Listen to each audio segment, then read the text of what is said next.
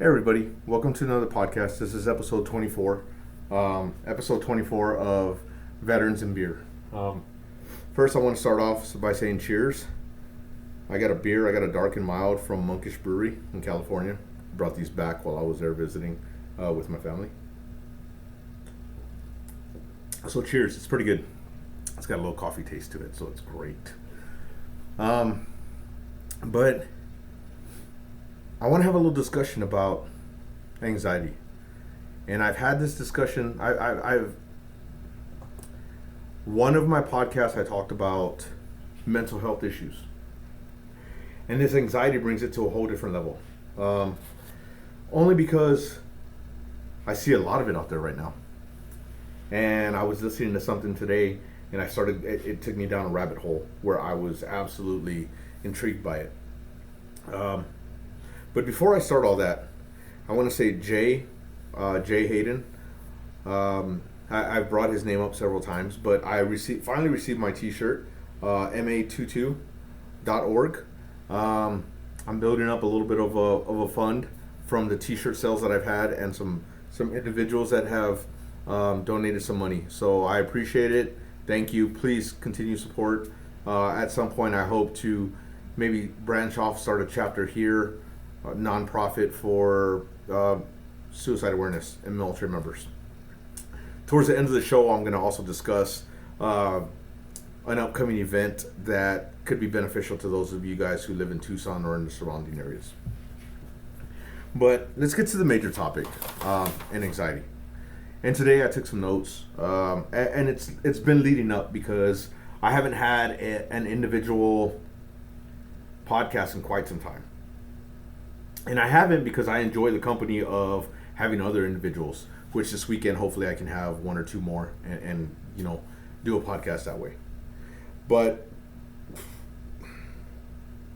they talk about anxiety quite a bit. And I was listening to something today that highlighted anxiety quite a bit. And it's very prevalent in Gen Zers. Most anxious generation that we've ever seen. Part of the reason why is cell phones and social media. And it gives them a kind of a misconception of life. Then they start secluding themselves. And then they become anxious around crowds and around other people, in the things that they do, and the common places that they kind of come together. Or, that social interaction. And it's crazy because I was talking to my daughter the other day. Actually, it was a couple weeks ago.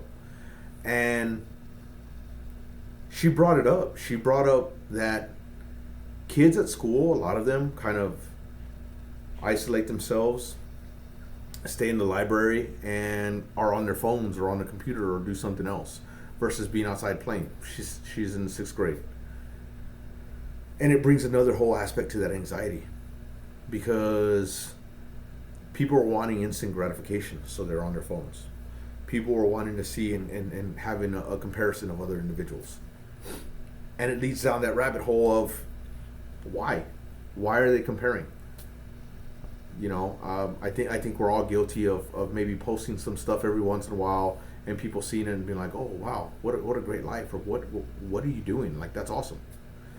And I get that. But I think it's sending the wrong signal to these kids. These are our future.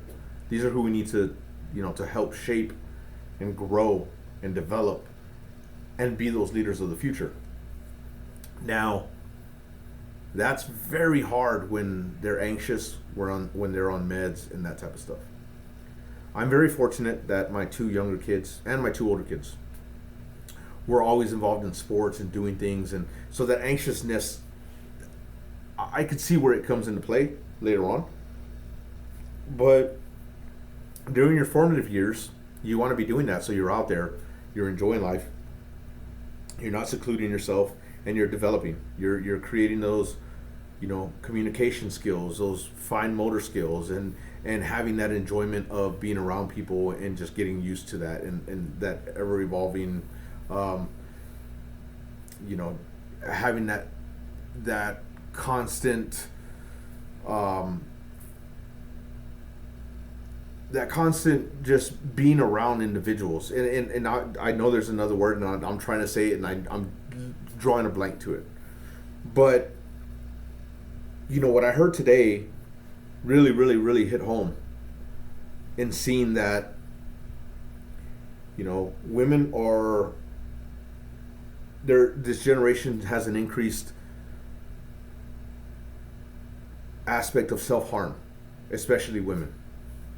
And that's because of comparison. They're always looking at, oh, why does she look so much better? Or why does this look better? Or why am I not in this mold? Why do I not fit this? And then for men, it's suicide. It's isolation and suicide. Because they can't handle that world. They feel anxious. They feel trapped. They feel, and I have quite a bit of stuff. Social media creates that big platform that causes this. And it's even been said by some of the people who created some of the social media. And not only have they said that, but they've also said that they've tried to stop this. The algorithms are so much that it creates this anxiety. I mean, we have things that, the political aspect, the political climate, that is creating a whole bunch of, now we're in an election year. So here we go again. More anxiety. Everybody's freaking out. Everybody's, wondering what's going to happen. Is, this eclipse that just happened.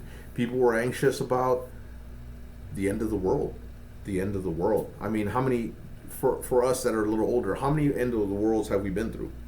Y2K, other eclipses, COVID. It's creating this anxiety that's just a little too much for these individuals, and creating a depression and further harming themselves, and and it just trickles down. But now I want to take it a step forward, and I said we're molding, building, and trying to create these individuals to be leaders of the future. So now we're in the military. Some of these Gen Zers are in the military. And I see a lot of individuals that are in the military, younger individuals, that are constantly on their phone. When I retired 5 years ago, it was this. There was no social aspect. That's what I was looking for. That's the word that I was looking for earlier. The social aspect.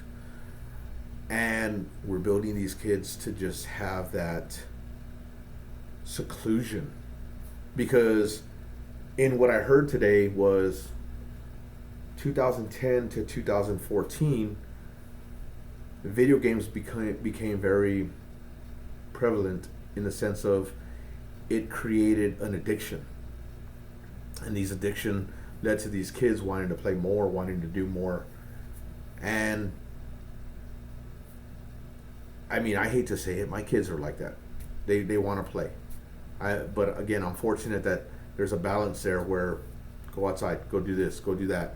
They ride their bikes, they play with some of the neighborhood kids and do that type of stuff. But if I didn't kick them out of the house to go play, they would be on their phones or they would be playing video games. And I'm fortunate. But from the inception of the tablet and streaming, you see these kids that are on their tablets constantly, like this, just constantly looking at their tablets, not being out there playing, not being out there running, not being out there getting hurt and having a good old time. And that's building that anxiety. And in a couple of different things that I heard today was, there's a little movement where they're trying to keep smartphones and social media away from kids till the age of 15, 16. Ideally, they want to keep it out of their hands till they're 18, but realistically, that's not going to happen. I mean, it could happen. I give my kids the freedom, but I see where they're coming from. I see why they want to do this. Because like I said, when I was in the military, and I'm going to get to that anxiousness a little bit, but when I was in the military, all these young kids were doing this. They were on their phones, or they were scrolling, or they were, and I'm 5 years removed. I can only imagine what it's like now, because I see a lot of YouTube videos, a lot of streams, a lot of, whatever, and it's a lot of military members that are creating videos, and they're influencers, and their video content is through the roof. They got 10,000 or 100,000, 200,000, 500,000 followers. Is it all for money? Yes, it could be, but it also creates that anxiousness. And like why is this doing this? I was now going down the military aspect. Anxiousness comes from a lot more than just the social aspect, the telephones or the cell phones and that type of stuff. Now we get into a little bit more of, I have a list of stuff. Again, it goes back to political climate. Back when you were in the military, or when I was in the military, the last 6, 8 years, 10 years, it's been a political aspect because, you had a president from one party, then a president from another, then a president from another party, and you keep going down the chain, and it just changes. And as it's changing, mindsets change. And I get that. But from a military standpoint, you don't know what's going to happen, whether there's going to be a war, whether it's going to be there's going to be peace, or where we're going to go down that trail. So the political aspect is very big for military members, and it's very big for, what creates that anxiety. Because I did have something in here where it was,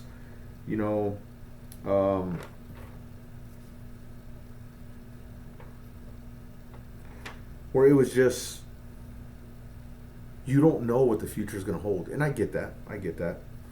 But then when you constantly deploy, it creates that anxiousness. And then we have, wars, geographical climate, and the uncertainty, lots of uncertainty. But that anxiety also comes from our experiences while we're in those combat areas, while we're deployed, and the things that we saw, or the things that we were a part of, or the things that, or what you see on TV. I mean, again, there's that uncertainty. We don't know what the Ukrainian war is going to translate into, or the Israeli war, or, anything else that's going on, the threats that are out there. I mean, we just, another thing that could trigger some anxiety is, they just came out with a warning of terrorism. So now, let's put all these little aspects into a military member who's out there fighting, who's out there doing what he needs to do, who's out there deployed. Then what do you create? What do you do when they come back very anxious? Again, we've had that conversation. Tim and I had that conversation about, it's getting better with individuals getting seen and getting help. But what does that translate to later on? I hope they get the help. I've gotten help through my anxiousness. I mean, there was times where I would be very fidgety in crowds because I didn't trust people. Or, after I got out of the military, there was a couple things that occurred. But then I started school, and they had a fire alarm, and probably 5,000 to 10,000 people were out there. Very easily for something to happen. I'm glad nothing happened, but how easy could it have been? So it triggers those anxious moments. So what do we do? How do we combat those anxious moments? First we step back, take deep breaths. That's what they always tell you. But you still feel that anxiousness. So what do you do? How do you get past that? I mean, I'm referencing the Washington Post, but they said the trust and confidence in the military has dropped between 2018 and 2022 from 70% to 48%. Now that lack of trust, or that withdrawal from that trust and confidence, has dropped it so much. So do you think it's creating anxious military members? Yeah, it is. So how do we take this and help individuals out? Especially when they're out of the military. When they're in the military, they get resources in the military if they choose to have them. Panic attacks are a real motherfucker. Like, let's be realistic. And I hope individuals realize, because it took me a while to realize after a couple times going to the emergency room that it wasn't a heart attack, or I wasn't, if you've had a panic attack, you understand that these things are pretty intense. But, I hope individuals know that they can get help. And now it's a little different climate to where they can. That environment has changed. And they're wanting people to get help. Because it allows them to go through the motions and, to become back to ready status or whatever they need. So I hope that people do get that. But where do we go from here? Because at one point in time, my oldest son was going to join the military. And I told him from the get-go, I said, hey, if you're going to join the military, let's start getting you help now. It's like a car. You want that preventative maintenance. You want those oil changes, those fluid changes, those brake checks and everything. Because if you continually go without any of that preventative maintenance, without getting seen, without getting taken care of, what's going to happen? The wheels are going to fall off. So as you're out there, or, I personally think that everybody should go before something happens, before they get deployed, before they have a major life event. Go get seen. Go get seen. So when these things do occur, yeah, it might be a shock, but you have the tools necessary to get there, to get past it. And I don't mean fully past it, but your mindset, your anxiety, and that depression isn't going to quite sit in. And I hope that's what people do. Because as I told my son, I hope that individuals who are in the military, who are out of the military, who have kids that want to join, or who know somebody that wants to join, have them go. Have them go get seen, talk to somebody. Because the everyday pressures of life suck. They fucking suck. But if you get seen, if you talk to somebody, it kind of alleviates that. Some of the other things to do is talk to friends. Because more often than not, they're going through or they're feeling the same thing. I mean, we attribute it to the classrooms, right? Nobody wants to raise their hand to say, hey, I got a question.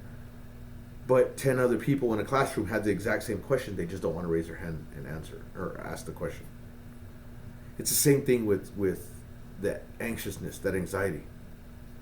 If you have a group full of people and you actually talk to them and you actually have that constant communication, they're going to come up and say, hey, I'm feeling this way. And I've seen it just recently. Hey man, you all right? Nothing in life is ever a coincidence. It occurs for a reason. Today I had some stuff that I, had printed.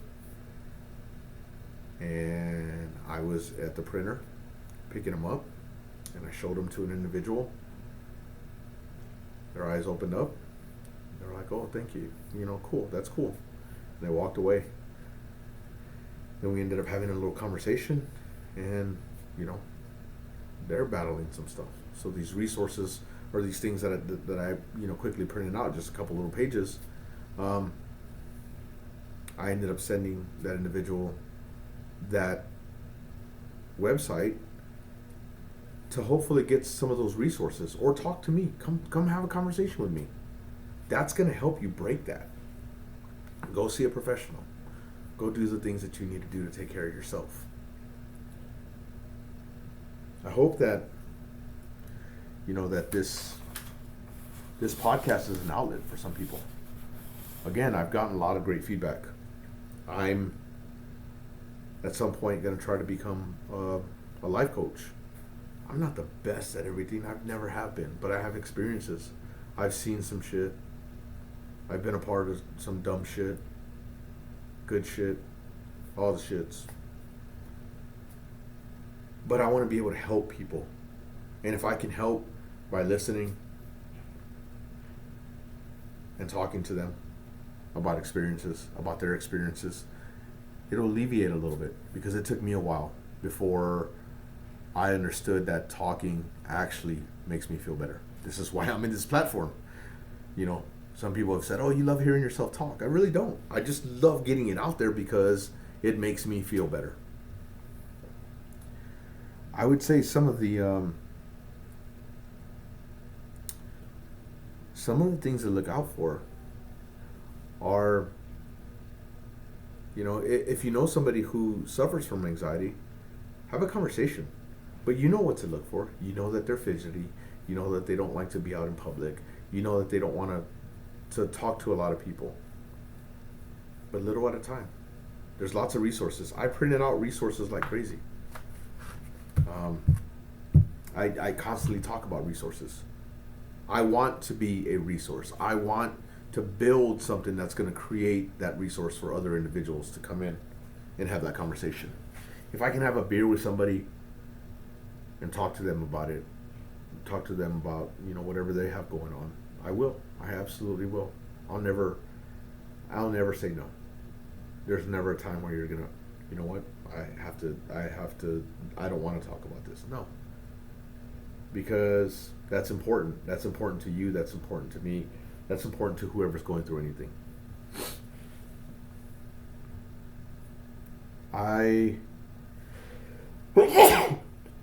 Excuse me. I apologize for that. I want to say that I hope that people will look at this, watch this, and identify those things with other individuals. Reach out to your fellow, you know, airmen, soldiers, sailors, or Marines. Talk to them. Tell them, hey bud, what's going on? How you doing? Just those little conversations can transition and translate into something, you know, better, bigger for them. I want to touch on a few resources. And this is weird because I didn't know that AARP, which is an old folks thing, and sometimes I get emails, so don't fucking judge me on that. But AARP has a plethora of items.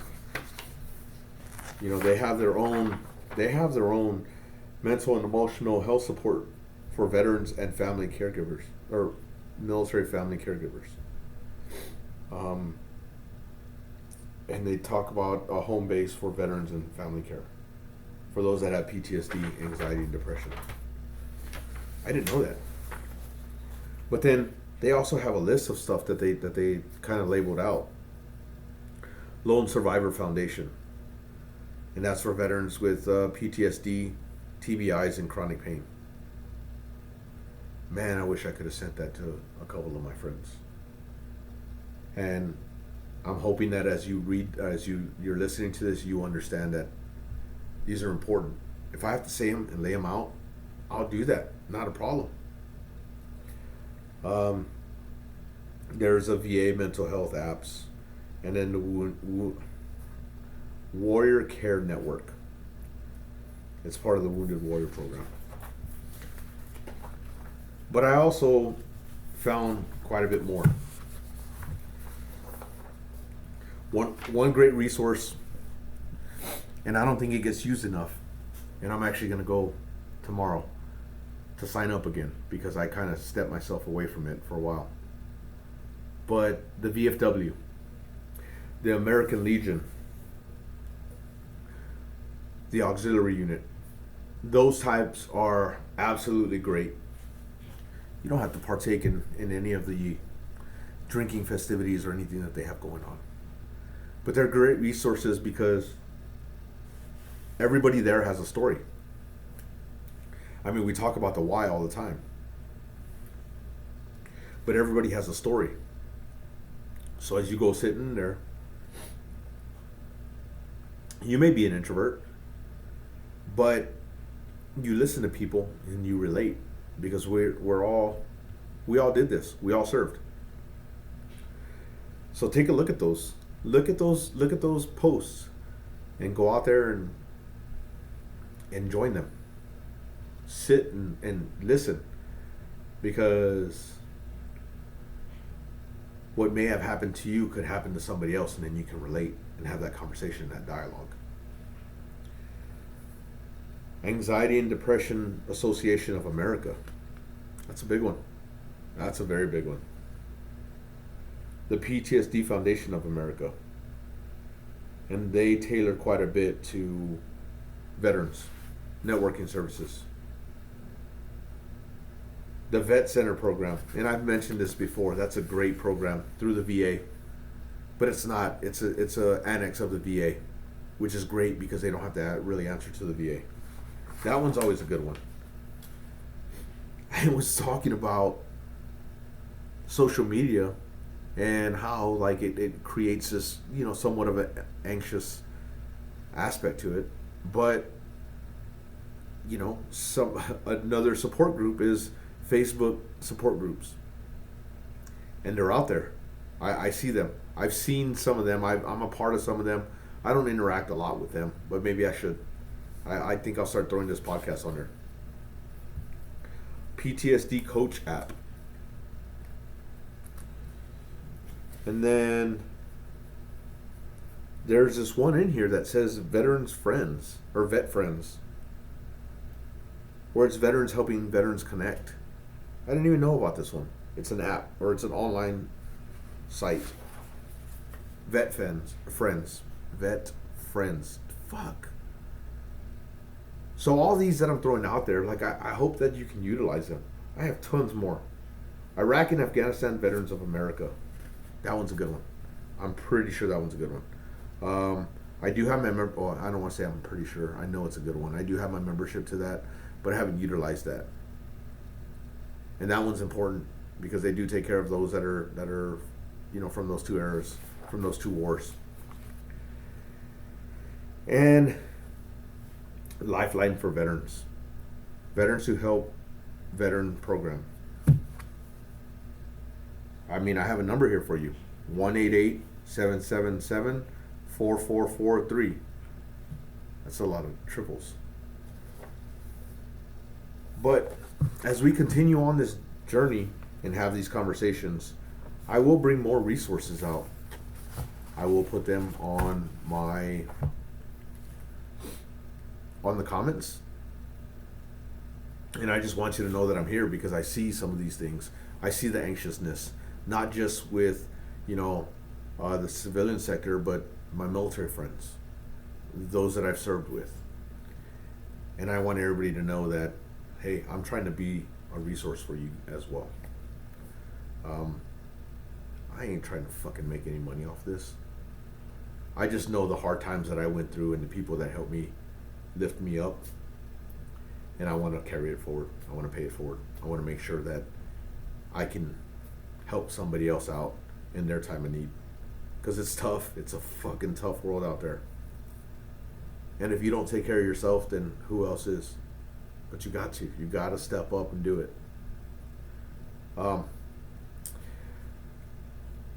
Soon enough, I'm going to have a podcast with John. And we're going to discuss an upcoming event for veterans, for retirees, for those that served, where it's going to be a free food event. And we'll have that conversation within the next week or two. We'll sit down, we'll talk about it, and hopefully we'll lay everything out so you know exactly where to go. Those that are in the Tucson area. Thanks, John, for that. And I want to say this weekend I will have 1 or 2 episodes that are coming out with more, not this weekend, but soon enough, What's Your Why? I am traveling to Detroit, Cleveland, and Pittsburgh.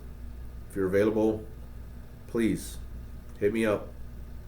If you have me on Facebook, if you want to leave me a comment here, if you're within that local area and you want to hang out, have some beers, catch a game, because I'm going to the Detroit Tigers, the Cleveland Guardians, and the Pittsburgh Pirate games.